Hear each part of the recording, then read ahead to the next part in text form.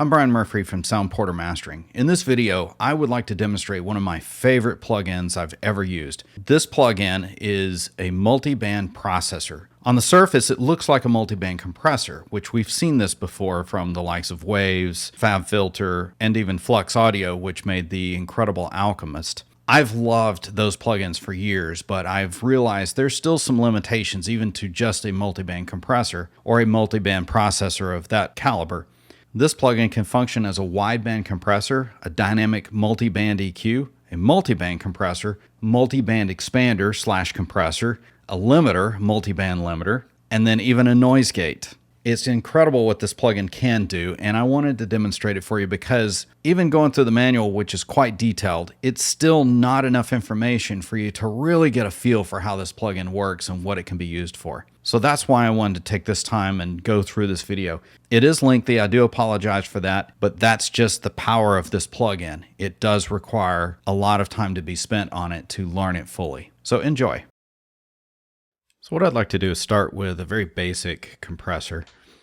We've seen compressors like this over the years.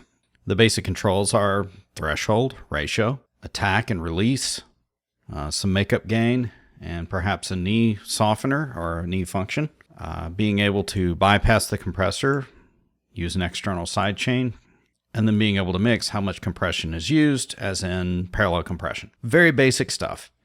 Now what I wanted to show you was in the case of Multiplicity, is it can function pretty much just as simply as the normal simple compressor, but it can be far more complex and it can be far more surgical. One thing I will advise, though, when it's used to solve problems, is to use it only to solve specific issues. In other words, I wouldn't use it to solve many issues all at once. I might use it to solve a specific issue, say for instance in a kick drum area or a vocal that has a nasal sound to it, and then address those individual concerns. But when you start adding 5 or 6 issues that you're trying to address with one plugin, it can be overwhelming. So sometimes it's better to split those things out. But the big thing is don't just throw a lot of parameters at a signal. Use it judiciously. Use it as little as you need to, because it's better and it's more powerful if it's used to solve problems, not to just try to add a bunch of character to a mix or a master. Okay, so the very basic controls: threshold, ratio, attack, release. Now this release is a little bit more complicated, so we'll save that for later. Then you've got your knee function here. You've got your wet dry, that's your mix for parallel compression. Okay, and then we can set this to also use external sidechain if we need to. So those are the basic functions. I'm going to play this. Now I muted the audio because it's not relevant to this particular demonstration, but I wanted to play it so that we can show the functions and how they work. Okay, first of all, this is a wideband compressor. Notice there's only one band. As we get into more detail, we'll expand this into multiple bands. So let me bring down the threshold and bring up the ratio here. And you can see where it's starting to clamp down on the signal. You see some gain reduction.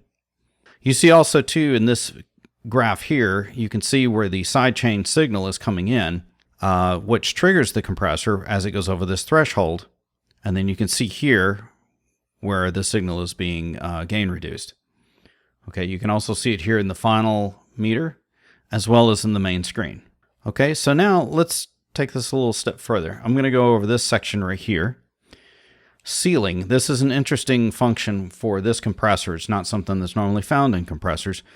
But if I bring this down and I get it quite low here, you can start to see this little box here in this response graph. What happens here, and let me make this ratio a little more extreme so that we can see this more clearly. Okay, what happens is once the signal reaches that threshold, it starts compressing. But once it reaches the ceiling, then it stops compressing. And you can see that here. And this is, of course, governed by the threshold.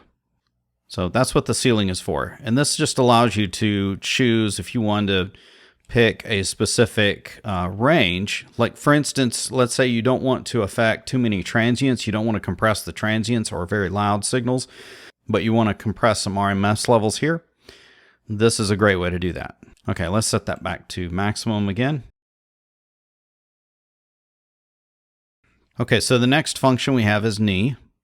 And if you see in the ratio here and in that response graph, as I increase the knee, you can see that when the signal crosses the threshold, the compressor comes on more gradually instead of just sudden. But if I set this back, it's going to suddenly start compressing. Okay. You've got this MS and left and right here. This is pretty easy. If I set this to 0 or anywhere in between, then I'm only compressing the left-hand channel. If I've set this to right or 100%, I'm only compressing the right channel. And set it to 50%, that just goes in both. Same thing for MS, 0 is mid and 100% is side, and then of course you can go anywhere in between. Okay, and set it to 50% as default. Okay, in this section here, when we get into multiband compression, this is when this function will be useful. The next thing that I've got here is dynamics versus transient. This is interesting because it can be a dynamics processor, which is a compressor, or it can be a transient shaper. Now, the way you differentiate this is based on the attack time. So let's set this to 40 milliseconds attack. So what happens here is in the dynamics processor, it only affects a signal that occurs after 40 milliseconds. So after 40 milliseconds that the signal crosses this threshold, then it starts clamping down on the signal, right? Anything short of that usually goes through the compressor without being compressed. Okay, that's in a dynamics processor. But if we set this to transient shaper, what happens is now I'm affecting the signal going through before the attack time. The transient signal, which is normally before the attack time, is now being affected by the processor, and the signal that's coming after the 40 milliseconds is not really being processed. And of course, you can set this again anywhere in between. So now we got the attack time, which we know how that works. The release. This one's interesting because there are two different releases. There's release slow and a release fast. What would be the intention of using two different releases? Well, RMS or slow signals like bass guitars, vocals, keyboards, things like that might benefit from a slow release because it gives them a smoother response. However, transients like kick drum, snare drum, and toms, things like that might benefit from the faster release because if it hits hard, the compressor may start pumping. And because those transients are quick and they're quickly released, it keeps the compressor from pumping. Now, these are editable. Of course, you can change these from their defaults. Same thing here, or you can type in. So now the question is, which release is being used when the signal's being affected here? The release slow is generally for slower signals like keyboards, a vocal, a rhythm guitar, things like that generally kind of float around and they don't change in volume that much. And they're not impactful. They don't have impact like transients like snare and kick. That's what we'll normally use the release slow. The release fast are fast signals. As a signal goes into the compressor, if it goes in very quickly, then chances are it's going to be assigned to use the fast release because it's a swiftly increasing signal, but it also goes up to a certain point beyond RMS. So it's a loud signal. So how do I know which release that the signal is using as it's crossing through the compressor? One way you can do this is under Setup, under Instant Prefs. You can go here to Release Flash Labels. Now it's going to flash these labels, which one it's using the most. As you can see here, it's using the release slow and hardly using the release fast, if at all. Okay, what decides that though? Generally speaking, there is a difference between the transient material and the RMS material, or the average in a sense. And what decides that is the crest. The crest is a difference between, let's say, the maximum impact and the RMS level of the signal. But the way to look at this is if I decrease this, then it shrinks that threshold between the RMS and the peak ratio of the transients, and it starts assigning more of the fast release. And see, if I go all the way down here to 0, it just set to fast, so it's only going to use the fast release. But if I set it a little higher, then the signal starts using the slow release because I am increasing this crest. Okay, so how is that really useful? This just allows you to fine-tune where your transients are in relation to the rest of the signal, whether they're super loud or they're barely audible above the RMS threshold. This allows you to tweak that. Now, there's another function in here that's kind of tricky, and I'll see if I can explain this in a decent way. I want to set this where the release is hardly being used here at all. The release slow is really being used. Okay, so we're just barely tickling it there, and we're really not using it here at 1 dB. Okay, this release RMS, now this label may look a little non-intuitive. Think about this as sort of an attack time for the release. And the greater the attack time, the more low frequency is considered for when I'm using the slow release or the fast release. And just to give you this example, let me start increasing this. And as I increase this, more low frequency is coming through to be considered for the fast release. And now you can see I'm using the fast release a lot more because this is set to now consider more low frequency in the choice of whether or not I'm using slow or fast. If I set this all the way down to 20 milliseconds or back to 50, now you can see I'm really not even tickling the release fast. That's another fine-tune calculation adjustment that you can make for when I'm going to use the slow release or the fast release. Now let's click this Advanced tab, and I want to show you a couple of other things. Here's a dry gain. I would almost think this is like for parallel compression, but then we have wet dry over here. Is this redundant? Actually, no, because it's per band. But you also have to consider, too, this is dry gain. This is not changing the mix from between the processed and the dry signal. This is adding dry signal only. And as I increase this, I go above this 0 line. I'm just adding dry gain. So this is additive, not really a change of mix. Now let's look at ratio below. Okay, this is interesting. So ratio here, ratio below. Oh, ratio below the threshold, right? Yes, absolutely. So when I change this, notice here in this response curve, the ratio below changes there. If I set this to maximum, infinity to 1, I get essentially what is a noise gate. And you can do that per band, which is interesting. What I want to do though, however, is I do want to change this to something other than 1-to-1. This allows me to look at this next function, which is called the floor. We had the ceiling over here. Now we have a floor, which is the opposite of a ceiling. And as you can see right here, once the signal reaches the floor, again, it's no longer compressed. So that means anything below the floor is no longer compressed. But since I'm using this ratio below, I can compress anything above that floor to the threshold for ratio below. Then I can set a separate threshold for anything above the threshold. And then if I really want to get jazzy with it, I can even reduce my ceiling, and I've got enormous functionality here. Okay. All right, so let's set these back to 1-to-1. Set the floor back to the lowest. Now this next function is called deadband. Deadband allows you to do something quite unique. It gives you 2 thresholds. You can see here in the response curve. What is that useful for? Okay, well, I can do ratio here like that. And then I can do ratio below. Change the floor there. I can do ratio below. So what it does, it just gives me an upper and a lower threshold, which means that anything in between the 2 thresholds is not processed. Anything outside of that is processed based on my 2 ratios. Okay, set these back and then set the deadband back to 0. Okay, finally for the Advanced tab, we have shape. And of course, this can be varied. And the 2 extremes are linear and logarithmic. What's the difference? I would like to give you an example of how the shape function affects the attack and release curves. If I were to draw a line here as my attack time, this is a linear curve. That means for every square that I go to the right, I go up 1 square, and it's just kind of an even step function here. Then in my release curve, this would be a linear release curve. And then in the middle, I would have my sustain, which this is just a time hold before the compressor releases the signal. Now, if I were to draw a logarithmic curve, it would look something more like this. So it starts off very steep, and then as time goes on, it tapers off at the top. The release curve would look more like this. So when you think of the shape function of multiplicity, just think of it like this, where you can have a linear curve, a logarithmic curve, or somewhere in between.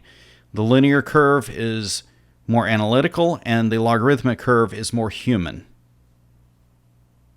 Now let's look at the response graph over here. So the response graph, this just shows you everything that we've been looking at, but you can do a couple of other things here.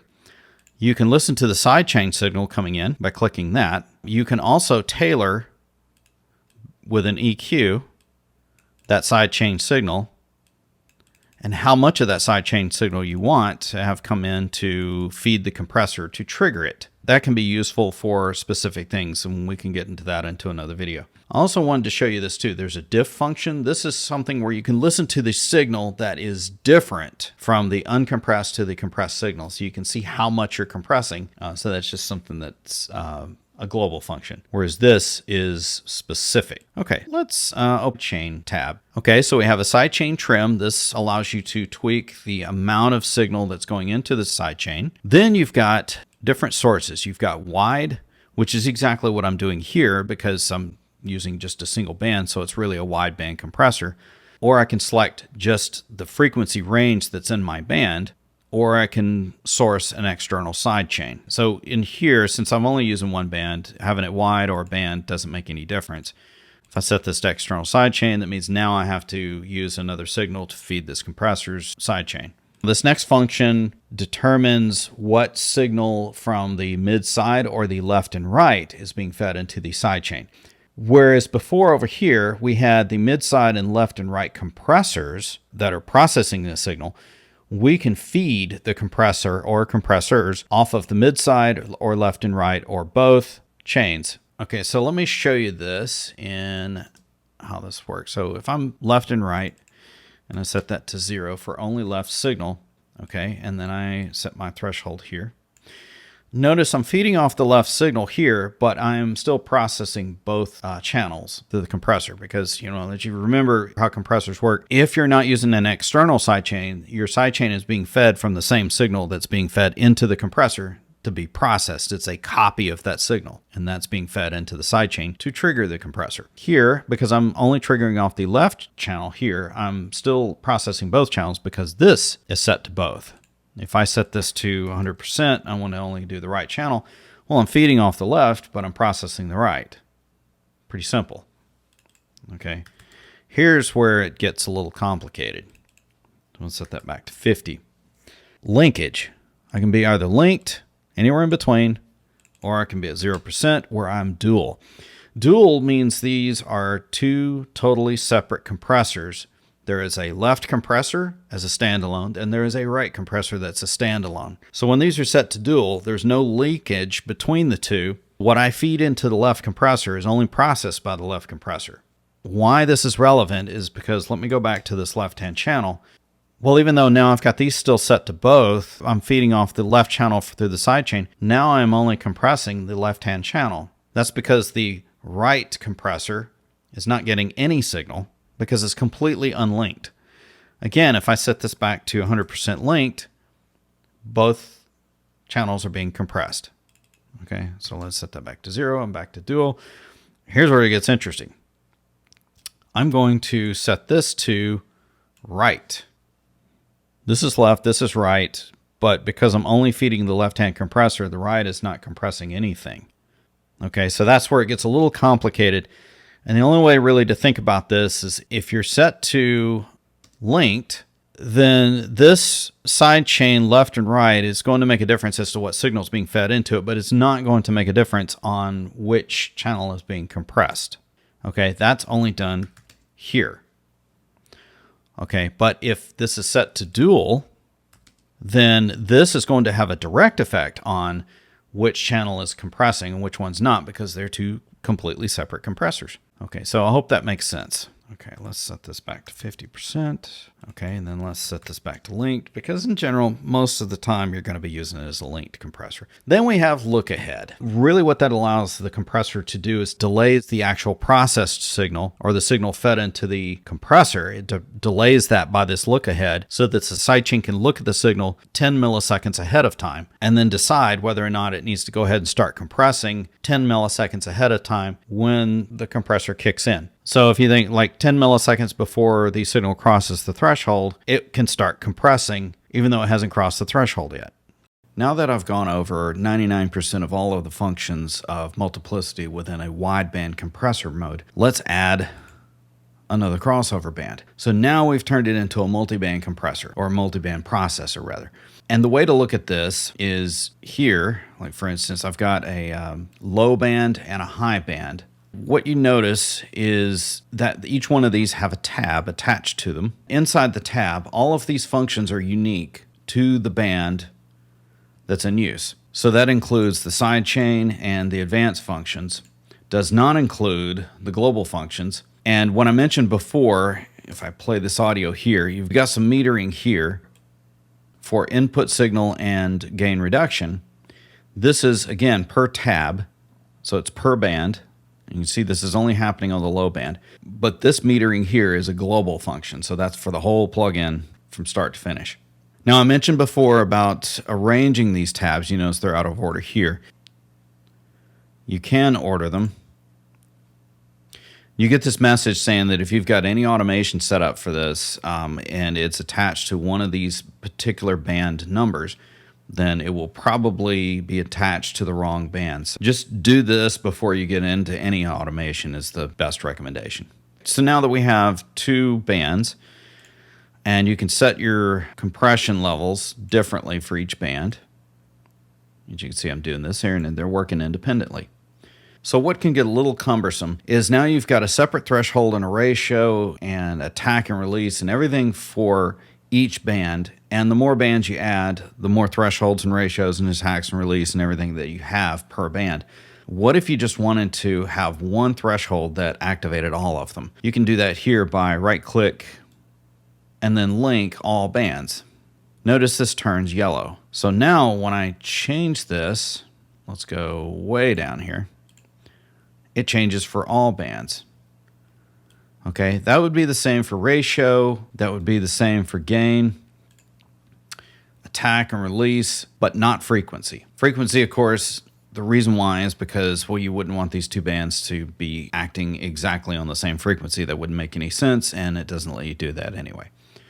Now, one other thing here too is you can click on the crossover frequency. You can adjust this so that steeper or shallower. That offers some flexibility. And then you can change the frequency, of course. Now, let's go and add yet another band. Okay, so now we have three bands, three independent bands. Notice the low and high bands are all the way to the end, but this middle band is not. So that's one area that you don't have a lot of control over with the multiband compressor because it's going to compress the entire frequency range. You just have control over which areas you want to compress or expand or whatever. What I wanted to show you that for is because now that you've got the three bands here, you got a low, medium, and high band, and each one of them have their own tabs. Notice the new one is not linked to the other ones. So linking is sometimes better to do after you've added your bands. But going back to the beginning, I really recommend only using this tool for addressing specific issues because it can get pretty unwieldy if you try to just use it as a general multiband compressor, in my opinion. And now that we've looked at that, let's look at dynamic EQ. Never mind the number there. That's just how the plugin adds bands. Now we've got a different situation. This still operates just like a multiband compressor or a compressor in general, but it's only going to affect the signal within this bandwidth. That can be used as a dynamic EQ. So if I set the frequency range, let's set it down here to, let's say, 55 hertz. I want to affect the kick drum. Okay, I'm going to bring that down, and then I'm going to boost the ratio here. Okay, notice it's now boosting. Every time the deep bass or the kick drum hits, it's going to boost the EQ only during that time. Hence, that's what a dynamic EQ does. You can see it pumping pretty hard. This is okay, and there's still some functionality that you can apply that will help govern exactly how this pumps. Because this is a kick drum, for example, I do want a relatively fast attack time because I want to instantly catch the kick drum and boom it. But the release may not necessarily need to be 200 milliseconds because that kick drum could be fast, especially in the case of a double kick in a metal song. So let's go to use fast crest. Now I'm only going to use this fast release, which is 20 milliseconds. Notice it's pumping a lot quicker. Okay, so that's essentially what dynamic EQ does. It takes a certain frequency range and it either compresses or expands it, but it only occurs in that frequency range. Okay, so now one other thing I want to do, and this is just another thing with this plugin, I would like to add some brightness to the kick drum way up here. But how can I do that? If I'm triggering off the kick drum down here, and you notice I'm triggering based on band, so that means the only signal that's being fed into the sidechain is what's in band here. That's one of the things I briefly touched on earlier, but it didn't make sense on a wideband compressor because you're using the wide source. Well, if I'm boosting off of the kick drum here, and that's set to band, if I wanted to boost the brightness of the kick in this upper band, there's no kick drum up here really to trigger off of, so how can I do this? Well, there's one way you can do it. You can set this to wide, so that means now it's going to trigger off the entire frequency range. Then we're going to go to the sidechain EQ, and I'm going to set this down to a really low frequency. Activate the band by double-clicking it, and then roll it off quickly. Okay, so now I probably can get enough of the kick drum coming in. Set that trim there. You can see it just kind of tickling it just a little bit. Okay, so now when I bring my threshold down, and let me boost this up by putting in a negative ratio. The threshold here, bring it on down. And notice now it's starting to, let me bring this back to the beginning. And we're going to bring this down to fast again, so I'm using the 20 milliseconds. Okay, it's triggering off the kick drum because it's only going to trigger off of what's inside this frequency response, but it seems to be sticking. So I'm going to set the threshold where it just barely touches it, just barely. It's going to be tricky sometimes because if the kick drum is very blended into the bass, then sometimes just heavy bass notes may trigger this. But sometimes that's okay, and of course you can use automation to enable or disable this band and use it only when you need to. If it's not used for mastering, of course you can set your source to external and just use the kick drum track to boost this. But I'm a mastering engineer, so this is the way I normally would see this. Looks like I'm doing it okay here, but what I can do is completely kill the ratio on this, and you can see where it's just cracking pretty hard. And so this is how multi-band dynamic EQ can be very, very useful for you. And even then, you can still put in a crossover band, another one, and still have multi-band compression on top of that. How cool is that? And I want to link this, when I say link all crossover bands, now I can just leave the dynamic EQ thresholds alone, and I can link all of the crossover bands for the compressors only and leave the dynamic EQ free. So now I'm still getting my pumping kick drum with the pop on the high end of the kick drum, and then I'm still providing multi-band compression with a high and low band.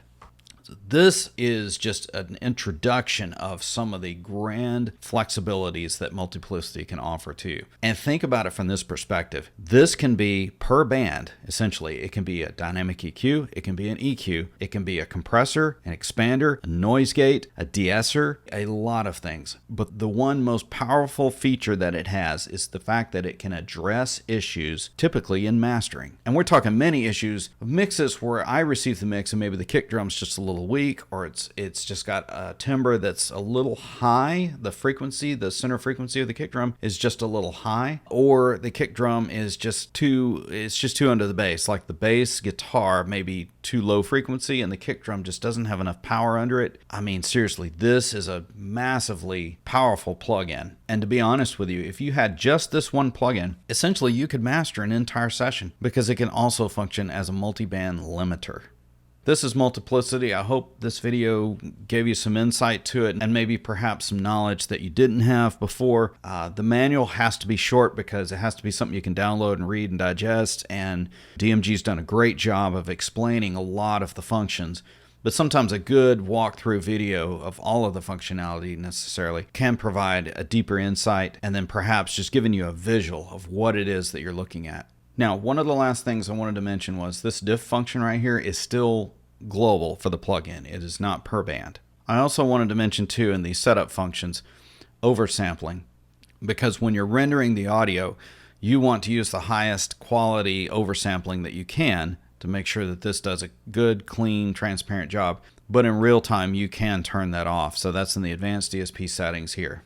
Anyway, I'm Brian Murphree from Soundporter Mastering. Thanks for watching.